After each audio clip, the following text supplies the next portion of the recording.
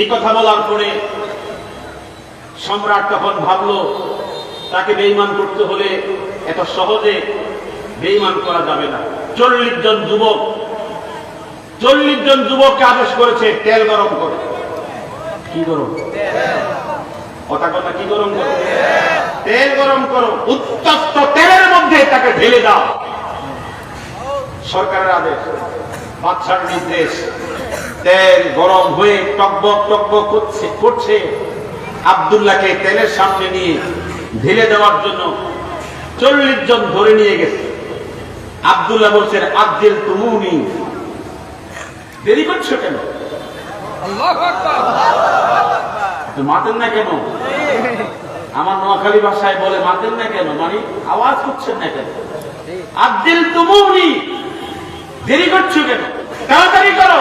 রাআইতুল জান্নাতা ওয়ারাআহু, তোদের তেলের ভিতর আমি জান্নাত দেখতেছি।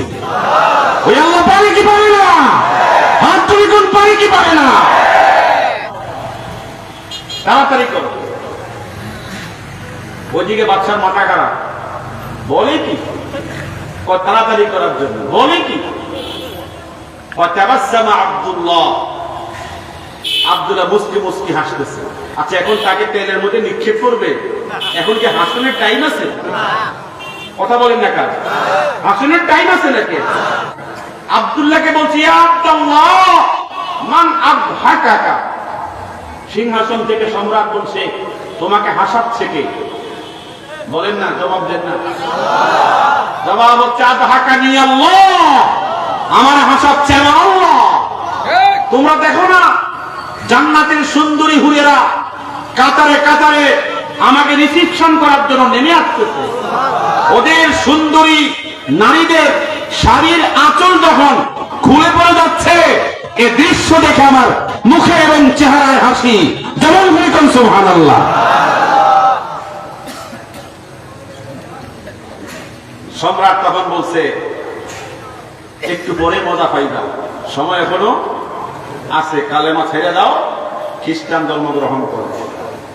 ফাবাকা আব্দুল্লাহ বুকাআন শাদীদা, এখন আব্দুল্লাহ হাসে না, এখন কান্দে। কথা বল না, এখন কি করে? তারা নিক্ষেপ করবে, ছেড়ে দিবে, ঢেলে দিবে, এখন আব্দুল্লাহ কান্দে, চোখের পানি টপ টপ করে পড়ছে। আব্দুল্লাহ কাঁদছে। সম্রাট তখন বলছে, এখন তুমি কান্দো কেন? আমার তো মনে হয় তোমার ঈমান ফিরে গেছে, দুর্বল হয়ে গেছে, মনে হয় তুমি আমার আগুনের মধ্যে পড়তে চাও না। আব্দুল্লাহ বলেন, নো, জোরে কর না, আরে নো কর, নো, না, তুমি আমার অন্তরের ব্যথা জানো না, আমার অন্তর সম্পর্কে তোমার জ্ঞান নাই। ইন্নালি নাফসুন ওয়াহিদা ওয়া জাসাদুন ওয়াহিদা ওয়া আমুতু ফিহা ওয়াহিদা ওয়ালাউ কানাত লি মিআতু নাফসিন ওয়া মিআতু জাসাদিন তুআযাবু ফি সাবিলিল্লাহ লাকানাত খায়রা। জোরে বলেন সুবহানাল্লাহ। কি বলছে আরবিতে? আমি তো বাংলা বলতে হবে। আমাদের তো মুহাদ্দিস মানুষ, তো কিছু আরবি না বলে গদবাদা বাংলা বললে তো কি হয় না? কথা তো না, এটা একটা ব্যাপার স্যাপার আছে, তাহলে ওনারা বুঝবেন ভালো। একবারে গদবাদা শুধু কেউ বাংলাতে ওয়াজ করে দেখে এমন কেউ, ঠিক কি? বুঝতে কষ্ট হয়নি আপনাদের? ইন্নালি নাফসুন ওয়াহিদা, আমার জীবন কয়টা দিছে? কয়টা? আল্লাহ আমাকে দিছে একটা, আমি একটার মালিক। ওয়া জাসাদুন ওয়াহিদা, আমার দেহ কয়টা দিছে? আল্লাহ কয়টা? একটার মালিক। ওয়া আমুতু ফিহা ওয়াহিদা, তোমার তেলের মধ্যে মরলে মরবো কয়টা? নাকি 10 বার? এ আব্দুল্লাহ, সম্রাট শোনো, তোমার তেলের মধ্যে মরবো কয়বার? একবার, কালেমার জন্য। কিন্তু আমার কালেমার জন্য আমার মন চায় 100 বার মরতে। লাউ কানাত লি মিআতু নাফসিন ওয়া মিআতু জাসাদিন তুআযাবু ফি সাবিলিল্লাহ, যদি আমার জীবনে আল্লাহ পাক 100টা প্রাণ দিত, 100 শরীর দিত, তোমার উত্তপ্ত তেলের ভিতরে কালেমার জন্য আমি একবার একবার করে 100 বার মরতে পারতাম, তাহলে আমার জীবনে একটু মজা পাইতাম। এই বক্তব্য শুনবার পরে সম্রাট তখন সিদ্ধান্ত নিয়েছে, না, এই শাস্তি দিয়ে তাকে বেঈমান করা যাবে না। এটা সহজ শাস্তি। কি শাস্তি? মানে এই সমস্ত আগুনের ভয় দিয়া তাকে থামানো যাবে না, একটু হুমকি দেয়। আমার এই কই আছে কথা বলতেন না, আমরা ওখানে আছে, আমি ঠিক আছে আমি আসতেছি, তোমরা কি আমি তোমাদের জায়গাতে আসতেছি, আমার কাছে আসতে হবে না। কথা বলেন না কেন? ঠিকানা দিয়ে দাও কোন জায়গাতে কি করবে। তো বলছি না, আব্দুল্লাহ বলে এই কালেমাকে আমি এমন মহব্বত করি, আমি 100 বার এই কালেমার জন্য মরতে চাই। সম্রাট বুঝতে পারছে এই ইমানদারের এ সমস্ত সাধারণ পরীক্ষা দিয়ে বেঈমান করা যাবে। 40 জন ওয়াজির ওয়াজারা গভর্নর পরিষদ নিয়ে বসছে। বেঈমান করার জন্য কি সিদ্ধান্ত নিতে হবে? একজন দুষ্ট বুদ্ধিজীবী, মাথায় চুল নাই, এরকম চুল ছাড়া কিছু বুদ্ধিজীবী আছে না নাই? একটা গেছে পলাইয়া, কাকলু নাকি কাকলু, সে বলছে ইসলাম থাকবে না। এখন হে নিজেই নাই, কথা কয় না। ইসলাম এখনো আছে না নাই? ইসলামের জায়গায় ইসলাম থাকবে। বেয়াদব, তোমাদের যে পরিণতি হয়েছে, এই 18 কোটি মুসলমান 100 বছর নয় 1000 বছর পর্যন্ত স্মরণ করবে। ঠিক কি না? কি একটা টাল বাহানা আলে বল আমাদেরকে নিয়ে কি রকম টাল বাহানা করেছে। যাই হোক, সেদিকে যাচ্ছি না। সাহাবী যখন বলছে তোমাদের এই পরীক্ষা আমার কোনো সমস্যা নাই, একজন বুদ্ধিজীবী বলছে আব্দুল্লাহকে বেঈমান করতে হলে আমাদের সমাজের, আমাদের দেশের সবচেয়ে সুন্দরী, সবচেয়ে রূপসী, সবচেয়ে তরুণী যুবতীকে এই যুবকের সাথে 1 মাস নির্জন কোন ঘরের মধ্যে রেখে দেয়, তাহলে তার চরিত্র কি হবে? নষ্ট হবে, জেনা ব্যভিচার করে ঈমান হারা হয়ে আমাদের খ্রিস্টান ধর্ম গ্রহণ করবে। হুজুর বলেছেন, নবীজি ইরশাদ করেছেন, মা তারাক্তু বাদি আদাররা আলা রিজালি মিনান নিসা, একজন পুরুষের জন্য সবচেয়ে ঈমান নষ্ট করার জন্য ভয়ানক বস্তু পৃথিবীতে আমি কিছুই রেখে যাই নাই। একমাত্র ভয়ঙ্কর জিনিস হলো একজন ইমাম, একজন মুফতি, একজন মুফাসসির, একজন মুহাদ্দিস, একজন হাজী, একজন আবেদ, একজন ওলি তার দিমাগ নষ্ট করে দেয়, চরিত্র নষ্ট করে দেয়, একজন নষ্টা ভ্রষ্টা নারী। ঠিক কিনা বলে? নবীজি বলছেন অত্যন্ত ভয়ঙ্কর, নষ্ট খারাপ চরিত্রবান নারী একজন মানুষের ঈমানকে নষ্ট করে দেয়। তো নবীজির এই কথা মতো এই শয়তান কি করছে, যখন প্রস্তাব দিছে সবচেয়ে সুন্দরীকে নিয়ে আসছে আব্দুল্লাহর জন্য, নির্জন ঘরের মধ্যে রেখে দিছে। কত মাস? সবাই কথা বলেন না, কত মাস? 1 মাস ভিতরে ছিল। ফালাম্মা মাদা শাহরু, মাস চলে গেছে। দাআ হিরাকলু আব্দুল্লাহ ওয়াল মারআতাল্লাতী কানাত মাআহু, আব্দুল্লাহকেও সম্রাট ডাকছে আর ওই সুন্দরীকেও ডাকছে। ডেকে বলছি, ইয়া আব্দুল্লাহ কাম ফাআলতা মাআহা, আব্দুল্লাহ তুমি আমার সুন্দরীর সাথে 1 মাসে কতবার মিলিত হয়েছে? নাউযুবিল্লাহ। আব্দুল্লাহ বলছেন, লাউ কুলতু ফাআলতু মাআহা লাকুলতা সাদাকতা, তোমাকে শোনালে পরে তোমার সুন্দরীর সাথে অপকর্ম করেছি, খারাপ কাজে জড়িত হয়েছি, তখন তুমি তো বলবেই সত্যই বলেছো। ওয়ালাউ কুলতু মা ফাআলতু শাইআ, যদি তোমাকে শোনাই তোমার সুন্দরীর দিকে 1 মাসের মধ্যে একটা বারের জন্য নজর করেও তাকাই নেই, তখন তুমি বলবো মিথ্যা বলেছো। আমি সত্য বলে বিশ্বাস হবে না, মিথ্যা বলে বিশ্বাস হবে।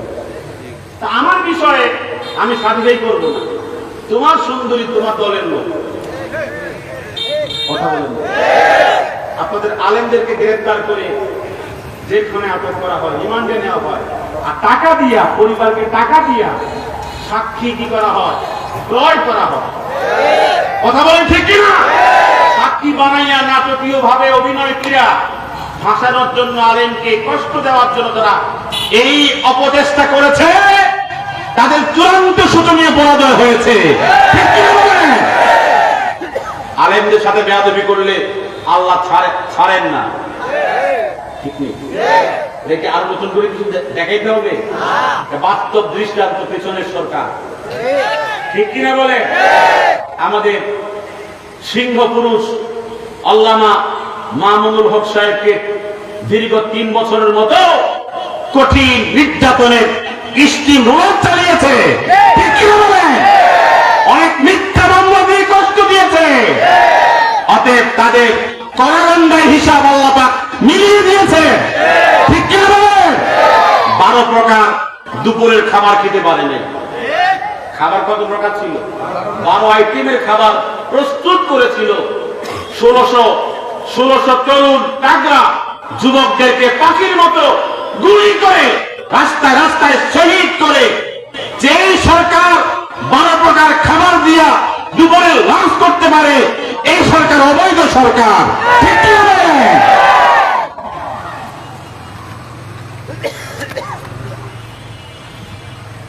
আমি সেদিকে যাচ্ছি না, আমাকে নিয়ে যান। আমি যাইতে চাই না, আমাকে নিয়ে যান। এগুলো না বললে তো হকাদায় হয় না। এই ময়দানের মধ্যে ডানে নেতা, বামে নেতা, পেছনে পুলিশের গাড়ি, বক্তায় বক্তব্য দিবে, এসে বলে কি রাজনৈতিক বক্তব্য দেওয়া যাবে না। তুমি কে? তোমার বলার কার অধিকার দিয়েছে তোমাকে? ঠিক কি বলে? আমার দেশে আমি কথা বলতে পারবো না, তুমি কে? অনেক আলেমদেরকে অনেক বেইজ্জতি করেছে, স্টেজের মধ্যে বেইজ্জতি করেছে, ঠিক কিনা বলে?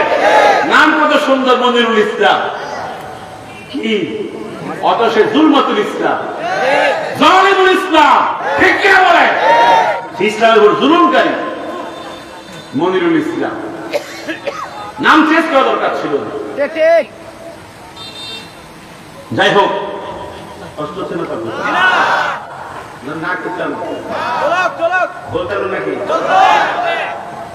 নাকি এখন কেউ আছে?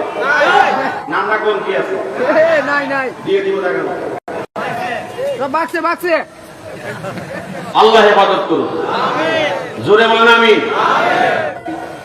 এরপরে আসে সুন্দরীকে বলল, ইয়া কে তুহার মারা, ও আমার দলীয় লোক। সুন্দরী দলীয় লোক না? কুলি কাম ফাআলা আব্দুল্লাহ মাকে, বলো তোমার সাথে আব্দুল্লাহ 1 মাসের মধ্যে কি করেছে? বুঝতেছেন কথা? সুন্দরী বলল, সাইয়্যিদি আরসালতানি ইলা বাশারিন আম ইলা হাজারিন আম ইলা শাজারিন কুল্লামা খাতাউতু আমামাহু মা সামি'তু মিনহু ইল্লা কাওলা লা ইলাহা ইল্লাল্লাহু মুহাম্মাদুর রাসূলুল্লাহ। সুন্দরী কি বলছে শুনেন। সাইয়্যিদি, আমার সম্রাট, আরসালতানি ইলা বাশার, 1 মাস থাকতে দিয়েছেন যার সাথে, এটা কি মানুষ নাকি পাথর নাকি গাছ? 1টা মাস তো তার সাথেই ছিলাম, এটা কি মানুষ পেয়েছি না গাছ পেয়েছি না পাথর পেয়েছি? 24 ঘন্টা যুবকটাকে আমার দিকে আকর্ষিত করার জন্য কত চেষ্টা তদবির করেছি, যুবক 1টা সেকেন্ডের জন্য আমার দিকে নজর করে তাকায় নাই। 24 ঘন্টা যুবকের চেহারা মাটির দিকে ছিল, আর যুবক পড়েছে লা ইলাহা ইল্লাল্লাহ, বলেন লা ইলাহা। এই কালেমা ছাড়া মা সামি'তু মিনহু ইল্লা কাওলা লা ইলাহা ইল্লাল্লাহ, এই কালেমা ছাড়া কিছুই শুনি নাই আর কিছুই দেখি নাই।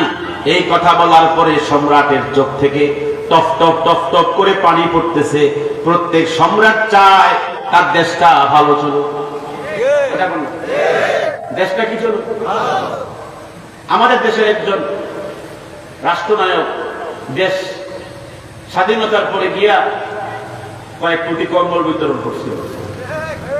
পরে নিজের কম্বলটা চুরি হয়ে গেছে, জিজ্ঞেস করছে আমার কম্বলটা কই? চুরি হয়ে গেছে।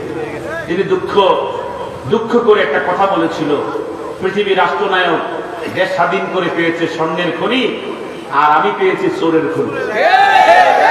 এই চোরটি এখন কমছে না বাড়ছে? চোরের সংখ্যা কমছে না বাড়ছে? আচ্ছা বলেন তো, চোর মুক্ত আর জুলুম মুক্ত, শোষণ মুক্ত দেশ তৈরি করার জন্য মানুষের মতবাদ দিয়ে সম্ভব, নাকি কোরআন সুন্নাহর কাছে আসতে হবে? হাত তুলে বলতে হবে, কোরআন সুন্নাহর কাছে আসতে হবে কি হবে না?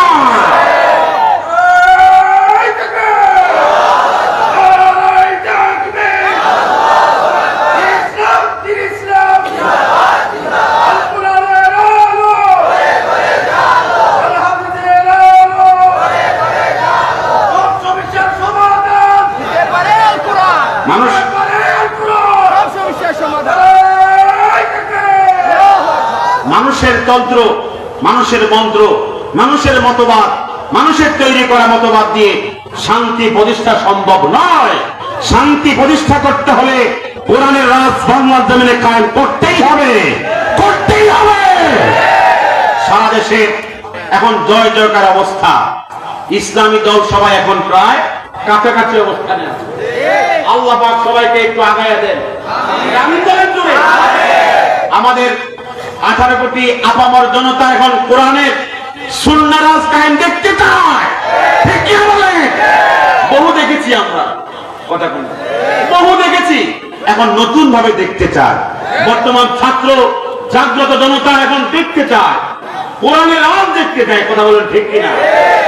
যাই হোক, এই শব্দ উচ্চারণের পরে সম্রাট বলছে, মা রাআইতু আহাদান মিসলাকা, তোর মতো চরিত্রবান যুবক আমার দেশে একটাও পাওয়া যাবে না। কে বলতেছে? বাদশা সম্রাট হেরাক্লিয়াস বলতেছে, তোর মতো যুবক চরিত্রবান আমার দেশে একটাও, জোরে বলেন না, একটা পাও।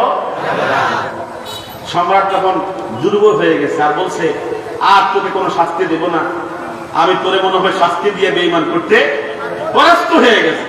ওজির আলা প্রধান গভর্নর বলছে, আমি এত তাড়াতাড়ি পরাস্ত হয়ে যাচ্ছেন, আমাকে জিজ্ঞেস করেন, আমার কাছে যে বুদ্ধি আছে এই বুদ্ধিতে সে শেষ। বোঝেন না? মানে বাদশার কাছে আদরীয় হওয়ার জন্য কত রকমের বুদ্ধি নিয়ে ঘুরে। তো তখন বলছে, তোমার কাছে কি বুদ্ধি আছে? শুকরি গোশত আর মদের বোতল দিয়ে তারা এক জায়গার মধ্যে 1 মাস আটকে রাখে, ক্ষুধার যন্ত্রণায় শুকরি গোশত খাবে, হারাম খাইলে ঈমান থাকে না, ঠিক না? এর হারাম খাইয়া ঈমান নষ্ট করে দেন, তখন এসে পাওয়ারলেস হয়ে আমাদের খ্রিস্টান ধর্ম গ্রহণ করবে। বাচ্চা কয়, তাও তো এখন কি বলছ না কেন? এটা মারাত্মক কথা, আপডেট সবচেয়ে চমৎকার তাদের নিকটে আর কি। তো এই কথা শুনবার পরে বলছে, ঠিক আছে, শুকরি গোশত দিয়া মদের বোতল দিয়ে আটকায় রাখো। আপনারা কি বলেন, সাহাবী কি শুকরি গোশত খেয়ে মদ পান করে ঈমান নষ্ট করবে? জোরে বলেন। আমরা কি হারাম খেয়ে সুদ খেয়ে আখেরাত হারাবো?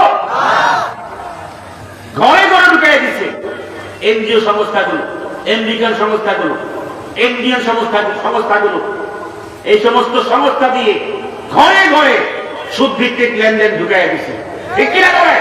আমাদের ঈমানকে, আমাদের আমলকে নষ্ট করার জন্য। সম্রাট যখন এই পদ্ধতি অবলম্বন করেছে, 3 দিন পর্যন্ত শুকরি গোশত মদের বোতল তাকায়া তাকায়া আর বলে, এটাও হারাম, এটাও হারাম। আল্লাহ, তুমি হারাম করেছো শুকরি গোশতকে, কোরআনে আমি পেয়েছি। আল্লাহ, তুমি হারাম করেছো শরাব, মানে কি মদকে, কোরআনে পেয়েছি। আল্লাহ, আমি খাবো না, তোমার রাস্তায় মরে যাব, আমি মরে যাব, আমি হারাম খাবো না। একদিন এক রাত গেছে, নামাজ পড়ে কিয়ামের সাথে দাঁড়ায় নামাজ পড়তে পারে। দ্বিতীয় দিন গেছে, কিয়ামের সাথে নামাজ পড়তে পারে। আর কত, নাই খানা নাই পানি, এখন আর দাঁড়াইতেও পারে না, বসে বসে নামাজ পড়তেছে। আল্লাহ পাকের দয়া লেগেছে, আমার প্রিয় আব্দুল্লাহ তো দাঁড়াতে পারছে না। ফেরেশতারা, তোরা কি দেখোস না জান্নাতে খাবার কখন পাঠাবি, জান্নাতে রিজিক কখন দিবি? জোরে বলুন সুবহানাল্লাহ। জান্নাতে রিজিক দিয়ে আসো, আমার মুত্তাকি আমাকে ভয় করে, আমার ভয় এসে শুকরের গোশত খায় না, মদ পান করে না, তাকওয়া তার ভিতরে আছে, তাকওয়া তাকে হেফাজত করেছে। ওয়া মান ইয়াত্তাকিল্লাহা ইয়াজআল লাহু মাখরাজা ওয়া ইয়ারযুকুহু মিন হাইসু লা ইয়াহতাসিব। আসেনি কোরআনে? কথা কোন আসেনি? যে আল্লাহকে ভয় করে আল্লাহ পাক তার চলার রাস্তা সহজ করে দেন এবং এমন জায়গা থেকে রিজিক দেন সে কখনো কল্পনা করে নাই। জোরে বলেন সুবহানাল্লাহ। কষ্ট হচ্ছে না? সর্বশেষ আব্দুল্লাহ জান্নাতের খাবার খাচ্ছে। সুবহানাল্লাহ। সম্রাট ভাবলো কয়েকদিন তো গেছে, দেখো তো, গিয়ে দেখো তো শুকরের গোশত কতটুকু খাইছে, মদ কতটুকু খেয়েছে, পান করেছে, দেখে আসো। তো সৈন্যরা আসছে, দরজা খুলে দেখে আব্দুল্লাহ এমন খানা খাচ্ছে ওদের বাজারেও নাই, ওদের গাছেও নাই। গাছেও ধরে না, বাজারেও পাওয়া যায় না। এই আজীব খাবার কোত্থেকে আসে? বাচ্চার কাছে গিয়ে বলছে, বাচ্চা দিলাম শুধু পুষ্পার মদের মতো, খাইতেছে কোত্থেকে? এই খাবার তো কখনো দেখি। তো বাচ্চা মনে করছে আমি তো আগেও জানি তার সাথে সম্পর্ক আল্লাহ, যা তাকে ডেকে নিয়ে আসলো। সম্রাটের সামনে উপস্থিত করা হলো আব্দুল্লাহকে। আব্দুল্লাহকে প্রশ্ন করছি, ইয়া আব্দুল্লাহ মান আতআমাকা ওয়া সাকাকা, কে তোমাকে খাওয়াইছে, কে তোমাকে পান করাইছে? আব্দুল্লাহ জবাব দেয়, আতআমানি আল্লাহ ওয়া সাকানি, আমার আল্লাহ আমার জিম্মাদারি নিয়েছে। জোরে বলেন সুবহানাল্লাহ। ওই আল্লাহ এখনো আছে না নাই? হাত তুলে বলতে হবে আছে না নাই? ওই আল্লাহকে ভয় করবো তো ইনশাআল্লাহ। আল্লাহ রিজিকের অভাব রাখবে না, রিজিকের অভাব রাখবে না। আল্লাহ পাক সকলকে তৌফিক দান করে। তাযাওয়াদু ফাইন্না খায়রা যাদিত তাকওয়া। আমাকে মাহফিল কমিটি বলেছে তাফসীরুল কোরআন মাহফিল, নির্ধারিত কোরআনের আয়াত থেকে তাফসীর করার জন্য। এজন্য আমি শুধু এই আয়াতের ভিতরে এখনো আছি, আমাকে বাইরে গেছে, আয়াতের ভিতরে আছে। আমি আর কতক্ষণ সময় পাবো জানি না, আমি এর ভিতরে থাকার চেষ্টা করবো। ওমা তৌফিক ইল্লা বিল্লাহ। বলতে চেয়েছিলাম, এই বক্তব্য দেওয়ার পরে সম্রাট তখন বুঝতে পেরেছে এই আব্দুল্লাহকে কোন পরীক্ষা দিয়া, কোন তন্ত্র মন্ত্র দিয়া বেঈমান করা সম্ভব হবে না। তখন আব্দুল্লাহর প্রতি বাদশার হৃদয় থেকে একটা দুর্বলতা সৃষ্টি হয়ে গেছে।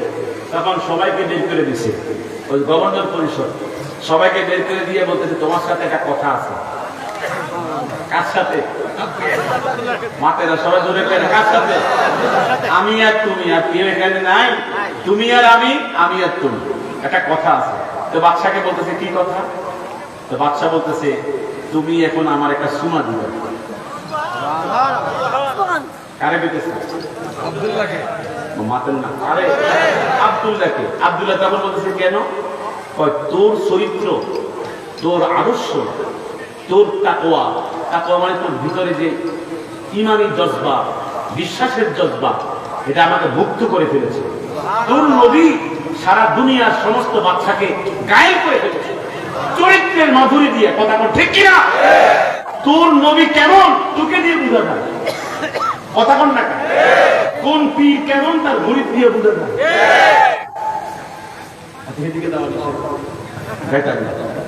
কথা বলছেন, আমি তো দেখতে পাচ্ছি। এই জন্য বলছিলাম নবী কেমন তার সাহাবী দিয়ে বোঝা যায়, ঠিক কিনা? তখন বাচ্চা বলে যে তোর নবী কেমন তোর চরিত্র দিয়ে বোঝা যায়, ঠিক কিনা? বলে এত সুন্দরী তোকে দিলাম, একটা মাস তুই তার দিকে নজর করস নাই, তুই একটা চুমা দে। আব্দুল্লাহ তখন দাঁড়ায় বলছে, বেয়াদবি মাফ করবেন, ইন্নামাল মুশরিকুনা নাজাসুন, কোরআনের কথা। আল্লাহু আকবার, আল্লাহু আকবার। ইন্নামাল মুশরিকুনা নাজাস, কার কথা? এই বুঝছেন না কথা? কি বুঝছেন? আমরা না বুঝছেন না। মুশরিক সবাই নাফাক, মুশরিক সবাই কি নাফাক। তো বলে আমি কেমনে সুমা দেই, মানে উদ্যুক্ত হয়ে গেছে। তখন বাচ্চা লোক দেখাইতেছে, তুই আমাকে সুমা দিলে তোরে আমি স্বাধীনতা দিয়ে দিব, মানে তোকে আমি আজাদ করে দিব। আর আমার জেলখানায় তোর সাথে আমার সাথী আছে কয়জন? 300 জন, মানে সাহাবী। ওদেরকেও কি করবো? ছেড়ে দিব, আজাদ করে দিব।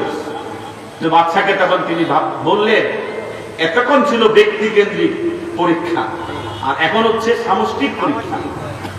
তোমাকে একটা সুমা দিলে আমার 300 জন বাইকে হয়ে যায়, বেঁচে যায়, তাহলে মনে হয় এখানে কোন একটু রহস্য আছে। আমাকে একটু সময় দেন বোঝার জন্য। আগামীকালকে ফাইনাল জানায় দেব। একদিন সময় দিয়েছে। রাতে তাহাজ্জুদ নামাজ পড়ে কান্নাকাটি করে দোয়া করে আল্লাহর দিকে মনোনিবেশ ধ্যান করতেছে। এই ধ্যানের ভিতরে আল্লাহ পাক ফয়সালা দিয়ে দিয়েছে। কখনো কখনো ওলি আল্লাহরা কি করে, ইলহামের মাধ্যমে ফয়সালা পেয়ে যায়। বিষয় হয়নি আপনার, ইলহামের মাধ্যমে কি হয়, ফয়সালা পেয়ে যায়। তিনি ইলহামের মাধ্যমে জানতে পেরেছেন না, কাফেরকে সম্মান দিয়ে চুমা দেওয়া ইসলামের মধ্যে কখনো জায়েজ হবে না। তবে যেহেতু 300 জন সাহাবী মুক্তি পেয়ে যাবে, একটা হীরা বোঝেননি, মানে কৌশল, একটা হীরা, একটা তাওরিয়া করে সাহাবায়ে কেরামদের বাঁচাইতে হবে। তখন তার মাথায় বুদ্ধি আসছে, আগামীকালকে গিয়ে বলবো জামনের কপালে ডাইরেক্ট সুমা দেওয়া হাদিস কোরআনে কোনো জায়গায় নাই। তবে সুমা দেওয়ার আগে আমি একটু থুতু দিব, একটু থুতু দিব। আমার নিয়ত থাকবে আপনার কপালে থুতু দিচ্ছি, আর ঠোঁট লাগাই দেব। দেওয়ার সময় কি লাগাবো, ঠোঁট লাগাই দেব। আপনি মনে মনে নিয়ত করবেন আব্দুল আমাকে চুমা দিচ্ছি। আপনার নিয়তে সুমা, আমার নিয়তে থুতু। আপনিও পান, আমিও পাই। কথা বলবেন না, বুঝছেননি? বুদ্ধিটা বুঝছেননি? তো এই কথাটা আমি কালকে বলবো, মানে এরকম একটা প্ল্যান করছি। কথা বলছেন, প্ল্যানটা করে পরের দিন দিয়ে বলতেছে আমি এরকম একটা প্ল্যান করেছি, আমনে এমনি হইলে চলেনি। তখন তিনি বলছে এমন ভাবে দিবা যেন আমার পাবলিক মনে করে আমাকে সুমা দিছ, কিন্তু তুমি যে এর ভিতরে কি দিছ যেন কোনো পাবলিক না বুঝে। তবে তোমার সুমার ক্ষেত্রে একটু সামান্য থুতু আর কাজ আসলেও আমার কোনো অসুবিধা নেই। বোঝা যায় মুসলমানদের থুতুর দাম আছে, কথা বলেন আছে না? আর গাড়ির দাম কি কম? রক্তের দাম কি কম? আলহামদুলিল্লাহ, রক্তের কারণে আজকে আমরা এই দেশ পেয়েছি। 2024 মাসে 5 আগস্ট স্বাধীনতা রক্তের বিনিময় হয়েছে, ঠিক কিনা বলে? 71 সালের স্বাধীনতা রক্তের বিনিময় হয়েছে, ঠিক কিনা? সাহাবী যখন এই মনস্থির করলেন, পরের দিন গিয়ে যখন বললেন, সম্রাট তখন বললো যেমনি দাও, তোমার ঠোঁট আমার কপালে আসলে আমার হয়ে যায়। আব্দুল্লাহ তখন ভাবলেন কম দিয়ে আল্লাহ কি সুযোগ পাইছি, সকাল থেকে আর ফালায় না। কি সকাল থেকে কি ফালায় না, কিন্তু থুতু জমাইতে মুখ বইরে রাখছে, একবার জমায় রাখছে। তা আব্দুল্লাহকে বলতেছে, ডাকতেছে আসো আসো দিয়ে দাও। সব সামনে তো প্রজারা, ডানে বামে অজিব যারা, তারা বলতেন শুভ অনুষ্ঠান চলতেছে, শুভ অনুষ্ঠান। আব্দুল্লাহ দিমু যে করেন না বুঝবো সুমা নাকি থুতু, বলেন না সুবহানাল্লাহ। তো সম্রাটকে দিছে এমন ডালা ডালছে, কপাল দিয়া ডালছে, 2 ডাল দিয়া ভাইয়া ভাইয়া ভর্তি আছে। যাই হোক, বাদশা যদিও একটু লজ্জা পাইছে, কথা বলি লজ্জা পাইছে না, এখন অতি লজ্জাটা শিখতে গেছে। তুই দিলি কি? বাদশা তখন বলে, শোনো, আমাকে যা দিছে এগুলো তোমাদের সবাইকে বিক্রি করলো একটু দুধ দামে চলো। তোরা একজন সিটি, একজন ডাকাত, একজন চোর, একজন এই কথা কোন এক এক মন্ত্রী, এক এক এমপি, আরে বাবা যে প্লেন করে রাখে 70 লাখ টাকা খরচ হয়েছে কি দিয়া ইলেকশন করে, এর কত গুণ সুদে আসলে কি করণ যায়, কামাই করণ যায়, এই প্লেন নিয়ে থাকে। কথা কোন না, জনগণের কি হলো তার এই খবর নাই, কারণ ভিতরে কি নাই, তাকওয়া নাই, আল্লাহর ভয় নাই, ঠিক কিনা বলেন? যাই হোক, যখন আব্দুল্লাহ ইবনে হুযাফা এই পরিবেশ যখন হয়েছে, সম্রাট তখন বলছে, আমার অজির ওজারা এই থুতুগুলো কিছু গায়ে মাখো। কথা কোন কি মাখো? তোমাদের জীবন বরকতপূর্ণ হয়ে যাবে, জীবনটা কাজে লাগবে। অনেক সংবর্ধনার মাধ্যমে 300 সাহাবী নিয়ে ওমর ইবনুল খাত্তাবের কাছে আব্দুল্লাহ ইবনে হুযাফা সাহাবায়ে কেরামদেরকে নিয়ে মদিনায় চলে গেছে। তখন ওমর ইবনুল খাত্তাব খলিফাতুল মুসলিমিন। ওমর তখন বলছে, তোমরা অ্যারেস্ট হওয়ার পরে আমার খেয়াল ছিল, ধারণা ছিল তোমাদেরকে রোম সম্রাট কি করবে, সাইজ করে ফেলবে, তোমাদেরকে জীবনেও কি করবে না, ছেড়ে দিবে না। তোমরা এত সহজেই এত নিরাপদের সাথে আসলা কিভাবে? আব্দুল্লাহ তখন বলছে, তুফান কি একটা গেছে? আমার উপরে কত তুফান গেছে, এখন যা বলছি আরো তো বিস্তারিত ছিল, আমি তো সবটা বলি নাই। বিস্তারিত বলার পরে ওমর তখন বলছে, লা আযুন্নু বিআন্নাকা খায়রুম মিন্নি, আমি অবশ্যই ধারণা করি তুমি আমার থেকে বড় মুত্তাকি। জোরে বলেন সুবহানাল্লাহ। আর আমরা মনে করি যে আমি হলাম ওস্তাদ, ছাত্র তো আমার থেকে ছোট হুজুর। আমি হলাম পীর, মুরিদ তো আমার থেকে ছোট হুজুর। আমার পায়ের করে ঘুরবো, আমার পায়ের করে থাকবো।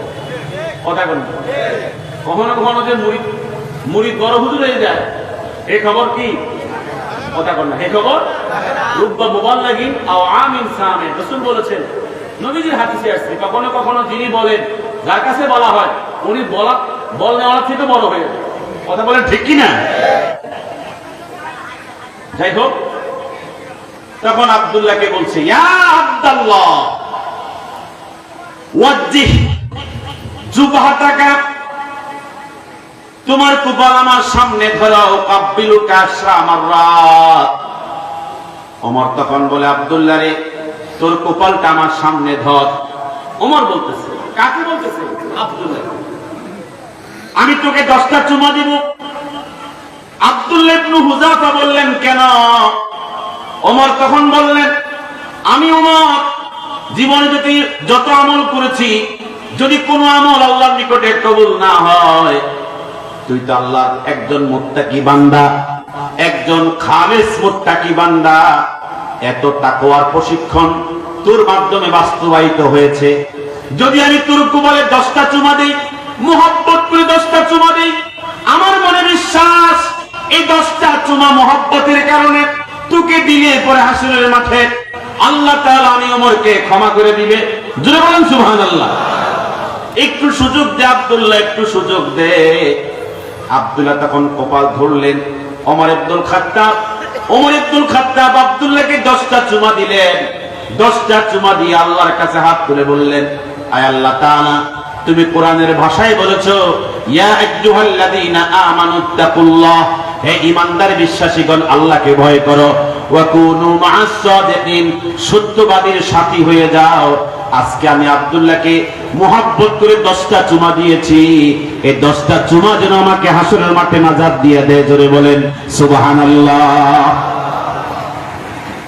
মুআজ্জাজ হাজিরিন, আপনাদের মাঝে আমি যে আয়াতে কারিমা তেলাওয়াত করেছি, এই আয়াতে কারিমার পাশাপাশি একটা হাদিস শরীফ পাঠ করেছি। এখন পাঠ করব সম্পূরক হিসাবে বোঝানোর জন্য।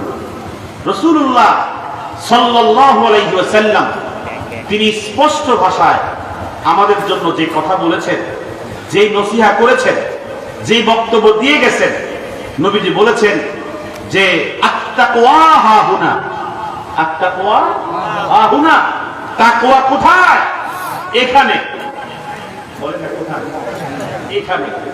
আমাদের লেবাস, আমাদের পোশাক, আমাদের টুপি, আমাদের দাড়ি, আমাদের বাহ্যিক অঙ্গ প্রত্যঙ্গের যে অঙ্গ সজ্জা, এতে বোঝা যায় মনে হয় লোকটা অত্যন্ত মুত্তাকি। আসলে মূলত লা ইয়ানালুল্লাহা লুহুমুহা ওয়ালা দিমাউহা ওয়ালাকিন ইয়ানালুহুত তাকওয়া মিনকুম। আল্লাহ তাআলার কাছে আমাদের বাহ্যিক কোন ইবাদত বন্দেগী পৌঁছে না, আমাদের বাহ্যিক কোন সাদৃশ্যপূর্ণ কোন জিনিস পৌঁছে না। একমাত্র আল্লাহর নিকটে পৌঁছে আমাদের অন্তরের তাকওয়া। কথা বলেন ঠিক কিনা? এই কারণে আল্লাহ পাক বলেছেন, ইন্নাল্লাহা লা ইয়ানজুরু, নবীজি বলেছেন, আল্লাহ পাক তাকায়া দেখে না কার চেহারা কেমন, কার বাহ্যিক সৌন্দর্য কেমন, কার ইবাদত কেমন। আল্লাহ পাক তাকায়া দেখেন না, ওয়ালাকিন ইয়ানজুরু ইলা কুলুবিকুম, আল্লাহ পাক তাকায়া দেখেন আমার আপনার অন্তরটা কেমন। কি বলেন? আমার আপনার অন্তরটা কেমন, আল্লাহ এটাই তাকায়া দেখেন। আরেকটা হাদিস শরীফ, আমি যদি এটা হাদিস না, মাতবু আহমদ ইবনে হাম্বলের বক্তব্য। তিনি বলেছেন, ইন্না ফিদ দুনিয়া জান্নাহ, দুনিয়াতে একটা জান্নাত আছে। সুবহানাল্লাহ। হাদিসে মাতবু, দুনিয়াতে কি আছে? সকলে কর না, কি আছে? জান্নাত আছে। মান লাম ইয়াদখুলহা, যে এই জান্নাতে প্রবেশ করতে পারলো না। জান্নাত কিন্তু আছে, দুনিয়াতে কি আছে? জান্নাত আছে। মান লাম ইয়াদখুলহা, যে এই জান্নাতে যেতে পারলো না, জান্নাতে ঢুকতে পারলো না। লা ইয়াদখুলা জান্নাতাল আখিরা, সে আখিরাতের জান্নাতেও ঢুকতে পারবে না। এর ব্যাখ্যা করেছেন, এর ব্যাখ্যা তিনি বলেছেন দুনিয়ার জান্নাতটা হচ্ছে যে অন্তরের মধ্যে তাকওয়া নামক পোশাক পরিধান করতে পারলো না, অন্তরের তাকওয়া আল্লাহর ভয় বসাতে পারলো না, বাহ্যিক কোন ইবাদত দিয়া আল্লাহর কাছে সে মাপ পাবে না, বাহ্যিক বন্দেগী দিয়া আল্লাহর কাছে মাপ পাবে না। কথা বলেন ঠিক কি? আর জোরে বলতে হবে। এই জন্য হাসান বসরি বলেছেন, সৈয়দুল খাতুনের মধ্যে এসেছে যে হাসান বসরি বলেছেন হানু আনহু, যে মানুষেরা আল্লাহ থেকে দৃষ্টি সরায় ফেলছে, এই কারণে কি করে তারা গুনার মধ্যে লিপ্ত হয়, গুনার মধ্যে লিপ্ত হয়। যদি আল্লাহ থেকে কোন ব্যক্তির দিল আলোক হয়ে যায়, সে যে কোনো পাপের মধ্যে নিমজ্জিত হতে পারে। আর ওয়ালাউ আযু, ইমাম হাসান বসরি বলেছেন যদি তার দৃষ্টি সবসময় মজবুত থাকতো কার দিকে? আল্লাহর দিকে, লা আসামাহুম, আল্লাহ পাক তাকে পাপ থেকে হেফাজত করে তাকওয়ার দৌলত দান করতেন। জোরে বলেন সুবহানাল্লাহ। আমি আপনাদের মাঝে অনেক দূর থেকে এসেছি, শুধু দোয়া নেওয়ার জন্য এসেছি। আমার জন্য দোয়া করবেন। আমি এমনি মানসিকভাবে অসুস্থ। যতই বলে যে আমাকে সারা দেশের মানুষ কি করছে, সাহস দিচ্ছে, আমি তো ব্যক্তিগতভাবে একজন মানুষ। কি বলে, আমি যখন একা যখন আমার ব্যাপারে যত কথা মন্তব্যগুলো যখন দেখি, মাঝে মধ্যে সাহস হারায় ফেলি, আমি সাহস হারায় ফেলি। আর যখন মাঝে মাঝে আমাকে মেসেঞ্জারে এবং কি বলে এটা হোয়াটসঅ্যাপে যখন হুমকি দেয়, এগুলো যখন পড়ি, তখন ভাবি যে এরকম ঝড় তুফান আমার জন্য আসবে, এটা স্বাভাবিক। কথা বলে স্বাভাবিক। কিন্তু মাঝে মধ্যে এই পর্যন্ত আমার নিকটস্থ আমার পরিবার, আমার স্ত্রী, আমার ছেলে মেয়ে, আমার আব্বা আম্মা, শ্বশুর শাশুড়ি, আমার একান্ত ক্লোজ ফ্রেন্ড যারা, এই কথাগুলো কারো কাছে শেয়ার করতে পারি না। কারণ শেয়ার করলে বলবে তুই কেন সিদ্ধান্ত নিয়েছিস। আমার নিজের ব্যক্তিগত পরিবার, এক দরবারের পীর সাহেবের মেয়ে, আমার স্ত্রী, আমার আব্বা আম্মা, তারা শর্ষিনা মাসলাকে, আমার শ্বশুর বাড়ি শর্ষিনা মাসলাকে। শর্ষিনা বোঝেন তো আপনার? তা আমি সিদ্ধান্ত নিতে হয়েছে, অনেক কঠিন সিদ্ধান্ত নিতে হয়েছে। আমার লক্ষ লক্ষ ভক্ত মহব্বতের লোক সারা দেশেই মহব্বত করে, করতো আর এখন হয়তো বা মহব্বত করেন, মহব্বত এখন তো বলছিলাম, তারা এখন আমাকে ঘৃণা করছে। আমি ঘৃণার মধ্য দিয়ে আমি হয়তো এটাকেই আমার ভাগ্যবরণ মনে করছি। তবে আমি মনে করি যদি আজকে এই মুহূর্তে আমার মৃত্যু হয়ে যায়, আল্লাহ তাআলা এই রাস্তা থেকে আমাকে এখানে এনে মৃত্যু দিতেছেন, এটা আলহামদুলিল্লাহ। আল্লাহর কাছে আমার হাজার শুকরিয়া। এইভাবে সিদ্ধান্ত নিয়ে এই পর্যন্ত আসাটা যথেষ্ট আমার জন্য কঠিন ছিল।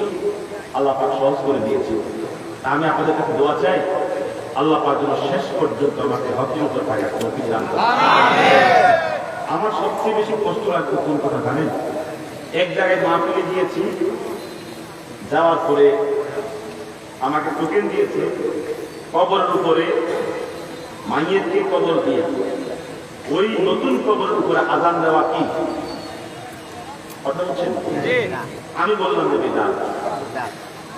এবার আমি নানা করে শুনতেছি যে ওয়াহাবি।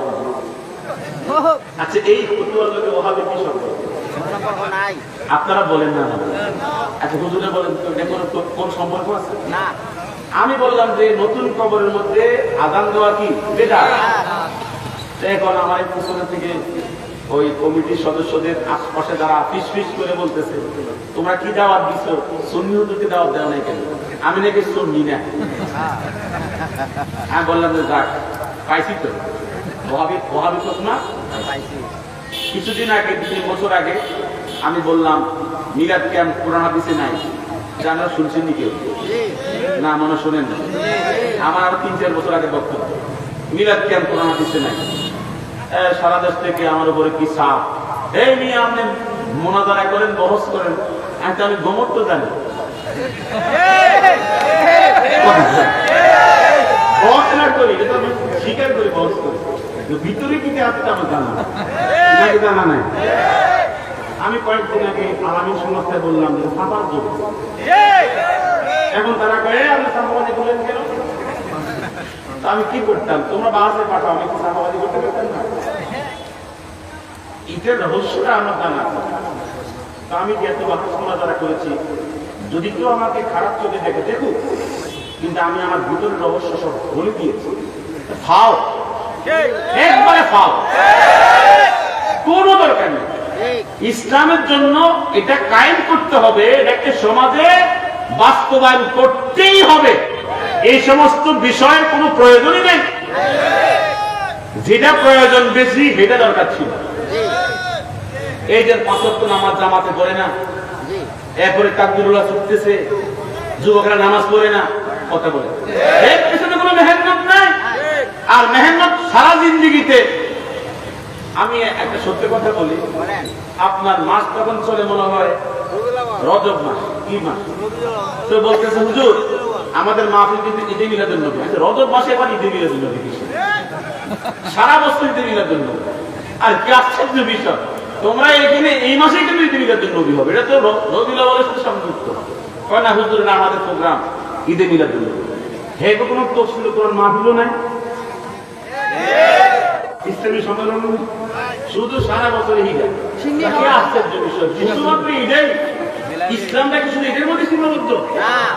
এই সমস্ত অতিরঞ্জিত বিষয়গুলা আমাকে বিরক্তি করতে করতে এক পর্যায়ে আমি নিজেই ছুটে গেছি। আর কত কথা কোন, আর কত।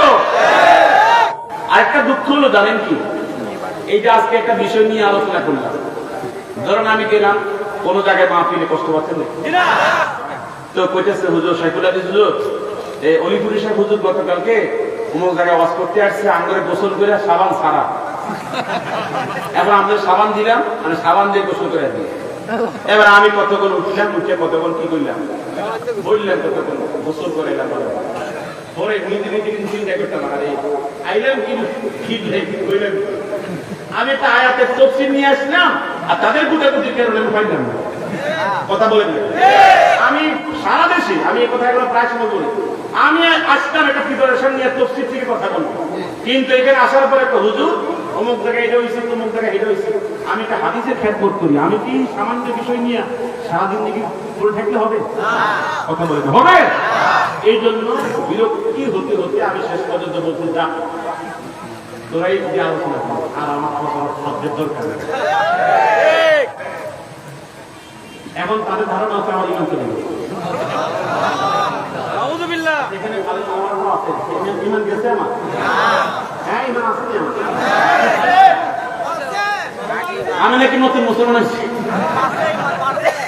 কি আশ্চর্যের বিষয়, আমি এখনো কালেমা, তো ওই যে আগের যে কালেমা, এখন সেই কালেমা, এখন নতুন করে কালেমা অন্য কেন, ও কোন দরকার আছে?